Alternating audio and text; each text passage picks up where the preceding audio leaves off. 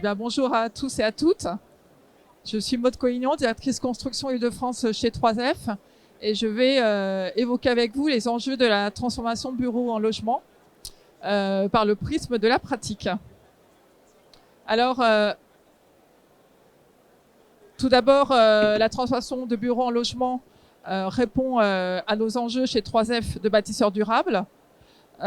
Pourquoi ? Parce que il s'agit bien évidemment de créer des logements en zone tendue pour répondre à la crise du logement. C'est également répondre aux enjeux de sobriété foncière et en particulier en réduisant au maximum l'artificialisation des sols. Et puis enfin, c'est limiter l'empreinte carbone des chantiers en conservant au maximum la structure existante. Alors, les transformations de bureaux en logement, ça a été initié depuis une dizaine d'années chez 3F. Et aujourd'hui, cela correspond à 12% de la production neuve en maîtrise d'ouvrage sur le périmètre francilien.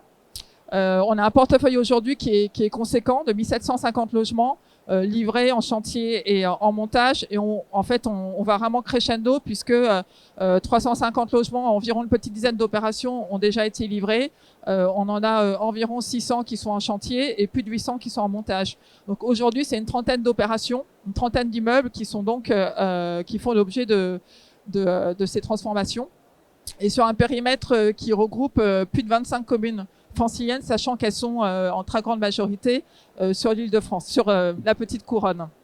Ce sont des opérations qui vont de 3 logements à plus de 100 logements. Et quand on dit transformation de bureaux, ce ne sont pas que de bureaux, c'est aussi des transformations de gendarmerie, de garages, d'usines. Donc c'est un périmètre qui est assez large. Alors aujourd'hui, je vais vous faire un rétex sur les critères et les conditions pour réussir ce type d'opération. Donc là, ce sont que des images avant. Alors, ce qui est hyper important, c'est l'analyse urbaine, le diagnostic, la faisabilité.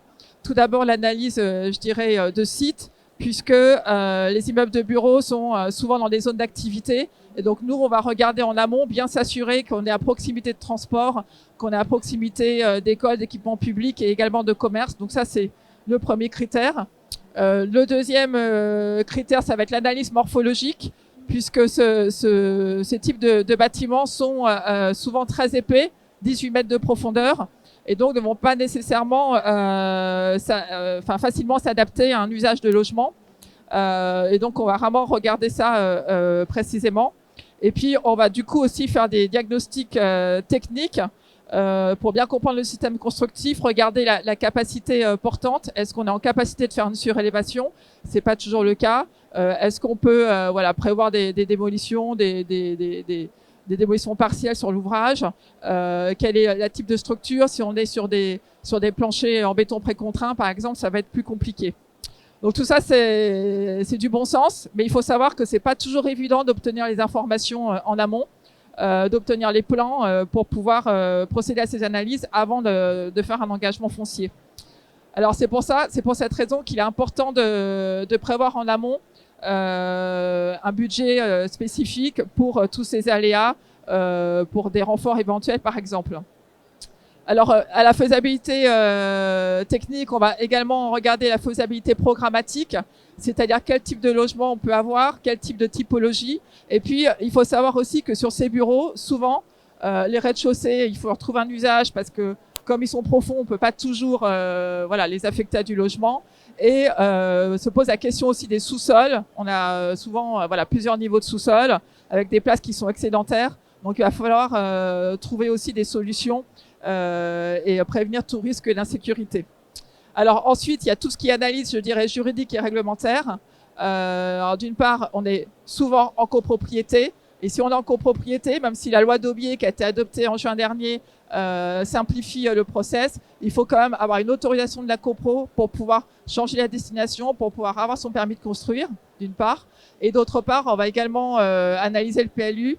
On peut pas toujours faire une surélévation parce qu'on a les règles de gabarit. Et on peut pas toujours changer de destination, même si là aussi la loi d'Aubier vient, je dirais, simplifier cette réglementation. Alors tout ça nous amène à la faisabilité économique, le nerf de la guerre. Ce sont des opérations qui sont coûteuses, et en particulier sur le foncier. Pourquoi? Parce qu'on n'achète pas un terrain, on achète un immeuble. Et il faut savoir que la surface utile de bureau est plus importante que la surface habitable qui sera réalisée in fine, parce qu'on va créer des parties communes, parce que la création de logements, ça fait plus de murs, etc.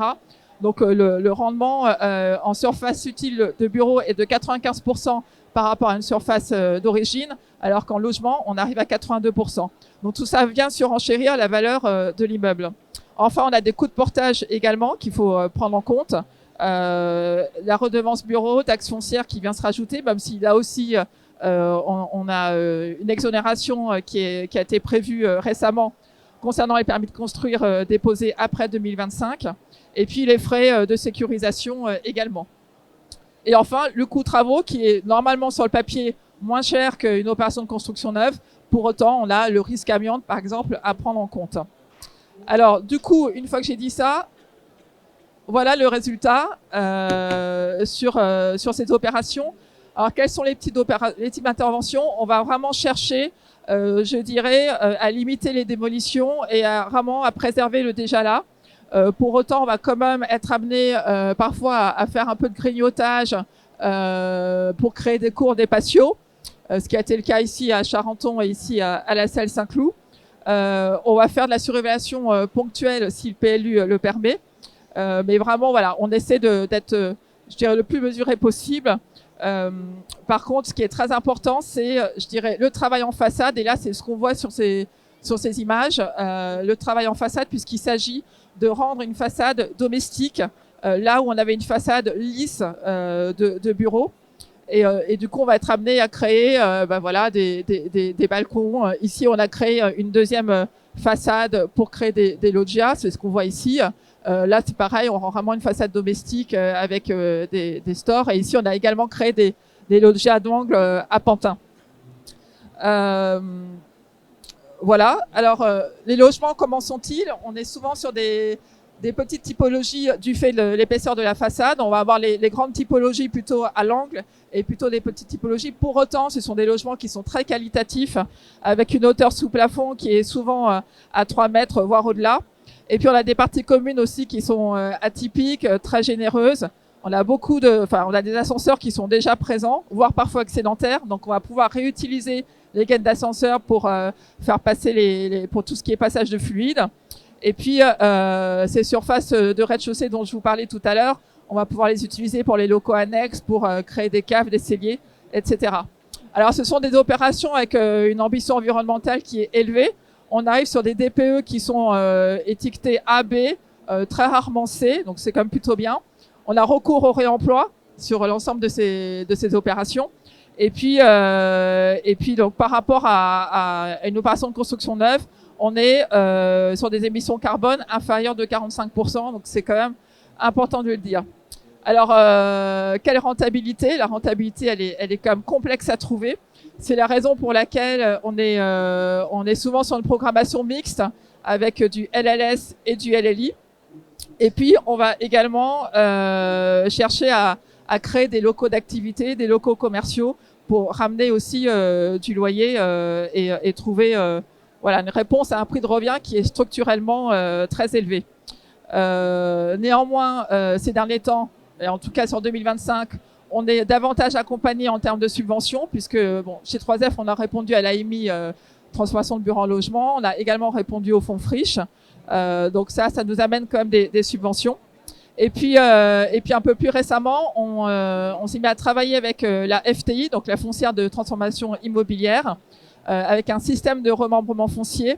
Donc comment ça fonctionne? La FTI achète l'actif, l'immeuble, et le bailleur, bon, là en l'occurrence 3F, va signer un bail à construction avec une redevance, enfin c'est un bail longue durée avec une redevance qui est capitalisée ou annualisée. Quel est l'avantage pour nous? Cela nous permet de mettre moins de fonds propres. Et puis, c'est un partage de risque avec les frais de portage qui sont voilà, pas complètement à notre charge et le risque partagé sur l'obtention du permis de construire, par exemple.